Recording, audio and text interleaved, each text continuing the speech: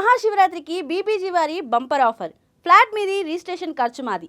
పరిమిత కాల ఆఫర్. మరిన్ని వివరాలకు ఇప్పుడే కాల్ చేయండి. జై శ్రీమన్నారాయణ. నేను మీ ఐకాన్ ఆస్ట్రాలజర్ గట్టుపల్లి సురేష్ బాబు.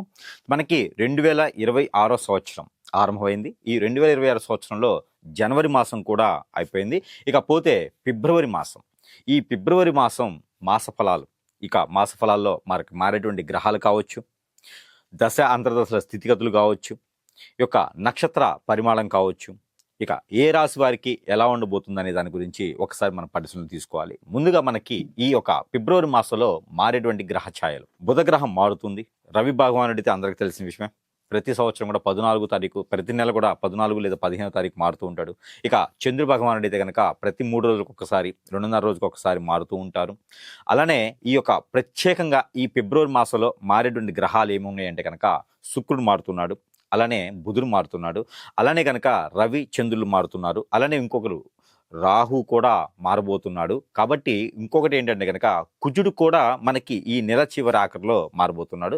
ముఖ్యంగా ఇక్కడ మనం చూసుకున్నట్టయితే కనుక ఈ మాసంలో ప్రత్యేకించి రంజాన్ మాసం నెల మొదలవబోతుంది. అలానే మనకి మహాశివరాత్రి అనే పర్వదినాలు కూడా ఇక మనకి మొదలవుతున్నాయి. కాబట్టి ఈ యొక్క పర్వదినాలందరూ కూడా ఆహ్లాదకరంగా ఆనందంగా జరుపుకుంటూ, అలానే మనకి మాస ఫలాల కింద మనం చూసినట్టయితే కనుక ఇక ద్వాదశ రాశుల వారికి ఒక్కొక్కరికి ఈ యొక్క మాసంలో ఈ ఫిబ్రవరి మాసం 2026 సంవత్సరం ఎలా ఉండబోతుంది అనేది మనం ఒకసారి పరిశీలన చేసుకున్నట్టయితే కనుక ఈ కన్యారాశి వారికి ఫిబ్రవరి మాసం 2026 సంవత్సరం ఎలా ఉండబోతుందని మనం చూసినట్టయితే కనుక ఈ గ్రహాల యొక్క స్థితిగతులన్నీ కూడా కొంచెం సానుకూలంగా కనిపిస్తున్నాయి. గత సంవత్సరం కన్నా కూడా కొంతమేర మెగ్గుగా ఉండేటట్టుగా కనిపిస్తుంది ఫిబ్రవరి మాసం. అయితే గత మాసం కన్నా కాదు, గత సంవత్సరం కన్నా కూడా కొంచెం మెగ్గుగా ఉంటుంది. ఎందుకంటే కనుక పెట్టుబడులు అనేటువంటి వ్యాపారాలు, అలానే మాటలతోనే డబ్బు సంపాదించే గుణాలు, అలానే ఎవరినైనా మీరు దగ్గరికి చేసుకుంటున్న తత్వము, ఇవన్నీ కూడా కన్యారాశి వారి యొక్క సొంతం. కాబట్టి మాటలతోనే కళ్ళతోనే మీరు దగ్గరికి చేసుకునే తత్వం ఉంటుంది. కాబట్టి ఖచ్చితంగా మీకు మంచి స్థానం అయితే లభ్యపడుతుంది. దాంతోపాటు నరదిష్టి, నరఘోష, తెలియనటువంటి శత్రువులు మీ చుట్టూతోనే ఉంటారు. మీ దగ్గర మీరే వేరే వాళ్ళ దగ్గర మాటలతో సంపాదిస్తే మీ దగ్గర నుంచి తీసుకునే వాళ్ళు కూడా చాలామంది ఉన్నారు మీతో. కాబట్టి వారితో కొంచెం జాగ్రత్తగా ఉండాలి. మీ పర్సనల్ విషయాలు ఎవరికైనా చెప్పారంటే కనుక ఖచ్చితంగా మీరు ఇబ్బంది పడేటువంటిది అయితే కనిపిస్తుంది ఈ రానుటువంటి కాలంలో. కాబట్టి మీకు సంబంధించినటువంటి మీరు ఎలా డబ్బు సంపాదిస్తారు, ఏ రకంగా ముందుకు వెళ్తారు, ఎవరితో ఎలా మాట్లాడతారు అనేది ఎవరికి తెలియనీకండి. అలా తెలిసిందంటే మాత్రం మీ పక్కన ఉండేవారు మీ శత్రువులా ఉంటారు. కాబట్టి ఫిబ్రవరి మాసంలో చాలా జాగ్రత్తగా ఊహించుకోండి. దీంతోపాటు మాస శివరాత్రి రోజున ఈ ఫిబ్రవరి మాసంలో కన్యారాశి వాళ్ళు ప్రత్యేకంగా ఏదైనా దీక్ష తీసుకోవటమా, లేదంటే కనుక శివభగవాన్ యొక్క స్తోత్రములు నామాలు పఠించుకోవడమా, శివభగవానికి అభిషేక అర్చనలు హోమాలు చేయించుకోవడమా, కన్యాపశుపత్ర హోమం చేయించుకోవడమా చేయండి. మీకు చాలా మంచి జరిగేదానికి రానున్నటువంటి ఫ్యూచర్లో మీరు అనుకున్నటువంటి రంగంలో ముందుకు వెళ్ళేదానికి బాగుంటుంది. మీరు ఏదైనా మంచి స్థానంలో ఉండాలని అనుకున్నా, లేదంటే ఏదైనా రంగంలోకి వెళ్ళాలనుకున్నా, రాజకీయం కావచ్చు, సినీ రంగం కావచ్చు, ఇంకా రియల్ ఎస్టేట్ కావచ్చు, ఇంకా వ్యాపారం చేసేటువంటి అన్ని వృత్తుల్లోకి వెళ్ళాలనుకుంటే కూడా మీరు ఈ యొక్క కన్యాపశుపత్ర హోమం అనేది ఒకటి చేయించుకుంటే చాలా మంచి జరుగుతుంది.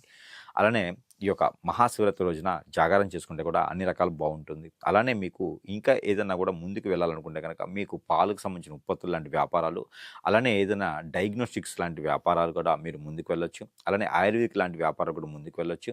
అలానే పూజ స్టోర్స్, ఫ్యాన్సీ స్టోర్ల వ్యాపారాలు ముందుకు వెళ్ళొచ్చు. అన్ని రకాలుగా మీకు సానుకూల వాతావరణం పడుతుంది. కానీ పార్ట్నర్షిప్ వ్యాపారాలతో మీకు కలిసి రావు. అలానే మీకు పెళ్లి కానటువంటి వారి కన్యారాశి వారు ఎవరైనా ఉంటే కనుక ప్రయత్నం చేస్తే కనుక మన అమ్మాయి మన అబ్బాయి అనిపించుకోవడానికి అయితే మీకు బాగుంటుంది. ఇంకా పాత విషయాలు కానీ, పాత మీకు ఎక్కడైనా డబ్బులు రావాలి అని కానీ ఉంటే కనుక వారు మీకు ఎదురుపడటం, అక్కడి నుంచి మీకు వనరులు అనేది మొదలవడం కూడా మొదలవుతుంది. మీకు ఫిబ్రవరి మాసం మొత్తం కూడా ఏదో రకంగా మీకు డబ్బు రావడం అనేది మొదలవుతుంది. ఏదో రకమైనటువంటి శక్తి మీ వెనక ఉన్నది అని గ్రహించుకోవడానికి అవకాశాలు ఉన్నాయి. కాబట్టి ఆ శక్తి వల్ల మీకు డబ్బులు వస్తున్నాయా అనే విధంగా అయితే మీకు గ్రహించుకుంటారు. అలానే మీకు ఇబ్బంది పెట్టిన వాళ్ళందరూ కూడా బాధపడుతుండ్రు మళ్ళీ మీ పాదాల వద్దకు వచ్చేలా కనిపిస్తున్నారు. కాబట్టి వాళ్ళందరినీ కూడా చేదోడు వాదోడు ఇచ్చేటువంటి అదృష్టం, అవకాశం మీకు లాభపడుతున్నాయి. కాబట్టి ఏది కూడా మీరు బాధపడద్దు. ఎవరి గురించి కూడా మీరు బాధపడ్డారు అంటే కనుక ఖచ్చితంగా వారికి ఏదో జరుగుతుంది. కాబట్టి మీరు ఎక్కువగా బాధపడకండి.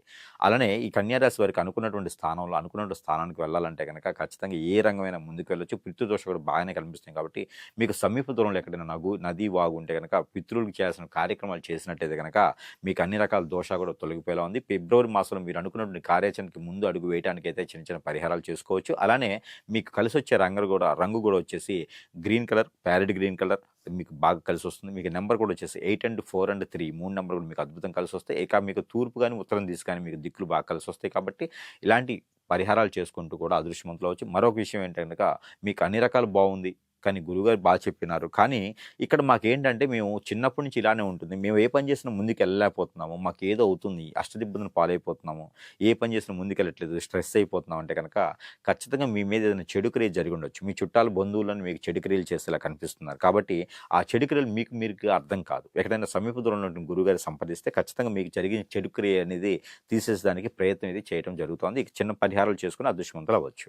అలానే ఈ రాశి వారు అయితే కనుక ఖచ్చితంగా ఈ పరిహారం చేసుకుంటే కొంతమేర గుడ్డి కన్నా మెల్లమేలు. కాబట్టి కొంతమేర ఉపశమనత లభ్యపడుతుంది. ఇంకా కూడా మీకు సమస్య ఎక్కువగా ఉందంటే కనుక సమీప దూరంలో ఉన్నటువంటి గురువుగారు ఎవరైనా ఉంటే సంప్రదిస్తే కనుక మీకు అలాంటి సమస్యలు ఏమి లేకుండా మీకున్న సమస్యకి పరిష్కార మార్గం అయితే చూపించే విధంగా ఉంటుంది. అలానే మంచి గురువును కూడా ఎంచుకోవడం అనేది మీ యొక్క చైతన్యత.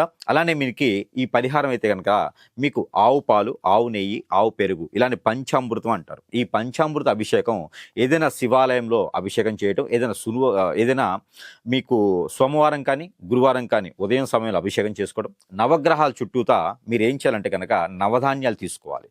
నవధాన్యాలతో పాటు నవధాన్యాలు ఒక 1/4 కిలో, దానితో పాటు పచ్చ పెసలు ఒక 1/4 కిలో, అలానే నల్ల మినుములు, నల్ల నువ్వులు ఒక 1/4 కిలో, ఇవన్నీ కూడా కలగలుపుకొని మీకు నవగ్రహాల చుట్టూ తిరుగుతూ నవధాన్యాలతో పాటు ఇవి కూడా ఆ నవగ్రహాల మీద ఉంచాలి.